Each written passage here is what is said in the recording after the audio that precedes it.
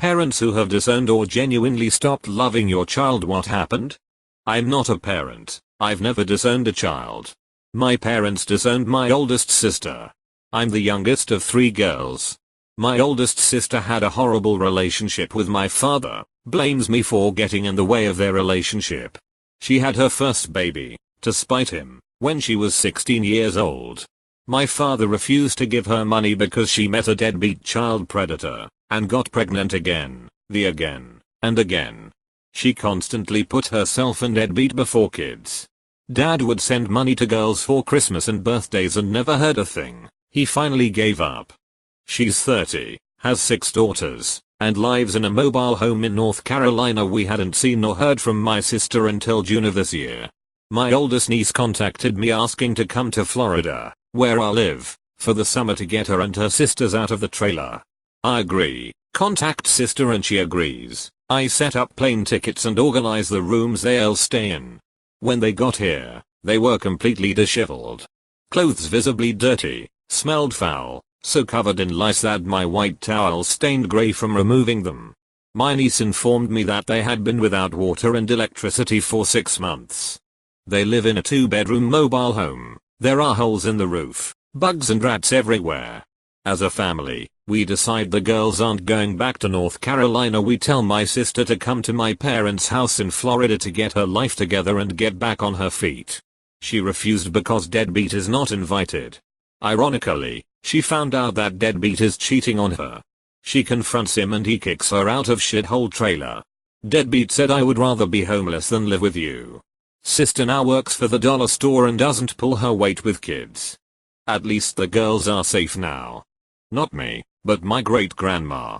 This story is really sad but also interesting, so I thought I'd share it. She was a young Creole teenager. French Creole was her first language, and she was a quarter to half black like me, with tan skin and loose brown curls.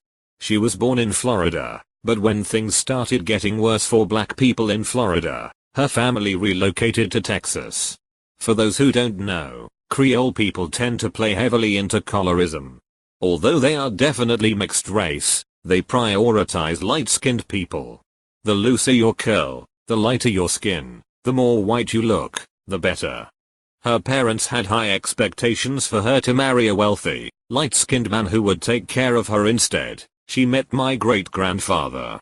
A poor, dark-skinned man jumping from job to job working for farmers and trying to make a living. The two of them fell in love. They were just teenagers.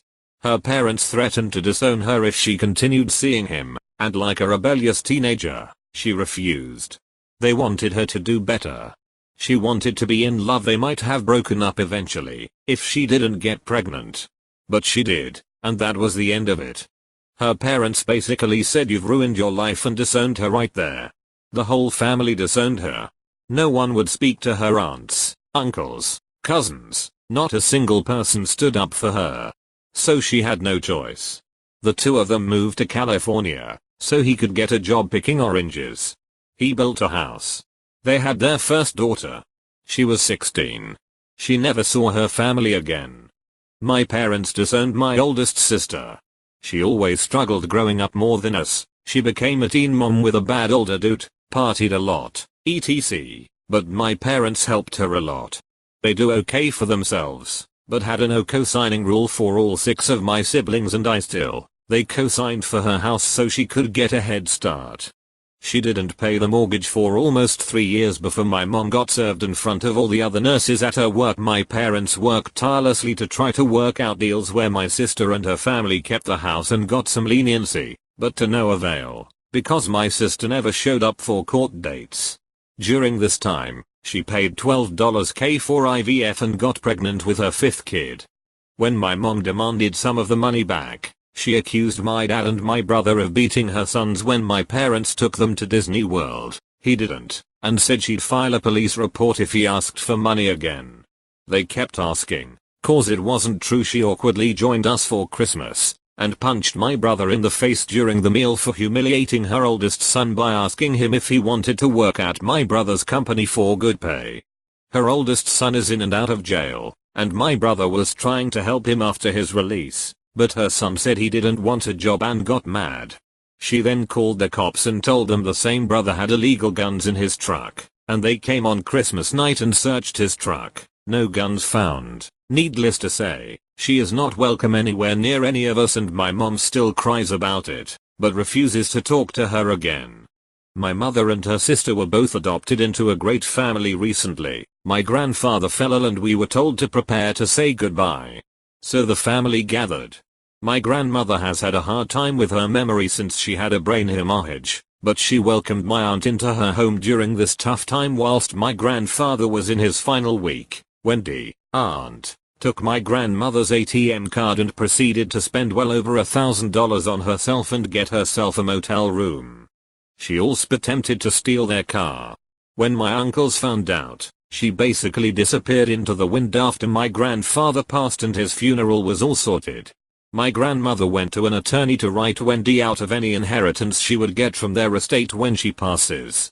She didn't press any formal charges, because the whole process would have been lengthy and more painful for her. She didn't need the extra stress. I'm pretty sure one of my uncles also threatened Wendy to make sure she stayed away from my grandmother from now on too. She started stealing from us as a kid, then it moved up to forged checks, stole her sister's Christmas gifts. Then there were the multiple arrests, conversion, theft, assault, drugs. The final straw was when she dumped her kid and left town to fool with a married man for several years. Kid is 11, he has had a long haul. Everything she says just a bunch of lies and more lies. And yes, she has had counseling numerous times. It hurts, but it is more peaceful. Did I mention the identity theft? Christ, that took a real long time to fix. Edit. She is my stepdaughter, met her when she was 8, I still love her a lot. I love my son, but he abused me. When he turned that violence onto his sister by choking her, I had to say goodbye.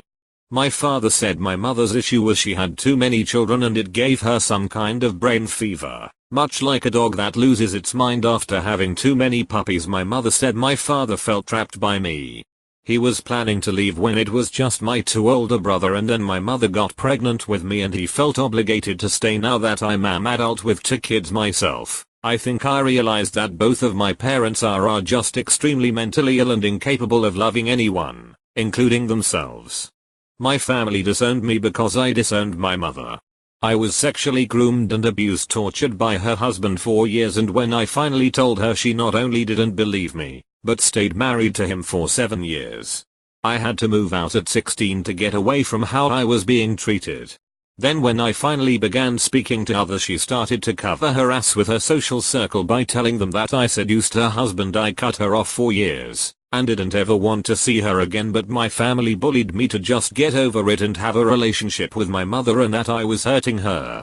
Even my sister, who knew what happened, knew I stayed for so long to protect her, fell into a trap of my mother whining to everyone around her and painting me as a liar. About 4 years ago, she was very suddenly diagnosed with advanced cancer and didn't have much time. I was moving out of my home state and everyone told me I needed to see her before I left, that I needed to be there, but I didn't want to. In the end, everyone turned their back on me. They were so mad I wouldn't just forget my trauma just to say goodbye to someone I hadn't loved for a long time, and rightly so. Edit. I'm getting a lot of replies, so I just want to say thank you and send you all virtual hugs.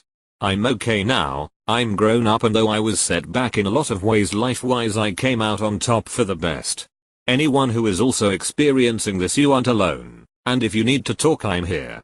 Since it seems to have widened a bit, a family torn apart, based on an aunt and her niece, and starts signs of dementia at a relatively young age, is moved into an assisted living home. Niece, who bounces around jobs, gets hire ex to go visit her about once a week, take her out to the mall or a walk in the park, whatever. Paid handsomely. We get an alert that aunt has a check bounce from her account that should have $5K in it. Niece has drained the account.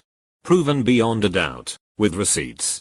Niece would take aunt to aunt's bank machine every Friday and withdraw $200, then fill her car with gas. Aunt can't drive, and charge us hours when she clearly didn't spend hours with aunt. Charged us claiming she took aunt to appointments. There was no appointment.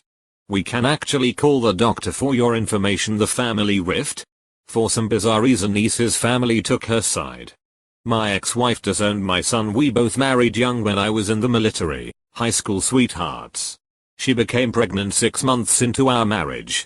I don't think she connected with him at all after he was born. The most she did with him was Instagram photo shoots where she painted herself as #1 mommy. When he turned 3, I left the military. A year after that, she ran for the hills. I remember it like it was yesterday. I sat down with her at a local restaurant to talk divorce plans. We split all of our financials and material items down the middle. We finally got to custody for my kiddo, something I dreaded to discuss because fathers never gain custody in my area, and she tells me I want absolutely no responsibility. I was taken back and I asked if she was sure. She was. That one sentence hurt me more than anything else that happened during that time. My biological father wanted nothing to do with me and now I was seeing it happen with my own child but with his mother. I received full custody and she married within a year afterwards. She had another child too. Her parents try their best to be a part of his life but she still does her best to avoid him. He's 7 now and used to it, but I know it weighs heavily on him. Shit sucks ass but it's life I guess. I just woke up and saw all the upvotes, messages, comments, and awards. I want to say thank you so much. I didn't expect this level of response. I don't usually share something as personal as that. My kiddo is a very awesome kid that has shown great resiliency beyond his years. He has rolled through the tough times better than even I can just hope he doesn't question his worth because of what his mom did. I know I questioned mine due to my own father leaving and that has left scars that will not heal. Well, thank you all again and you all have a wonderful day.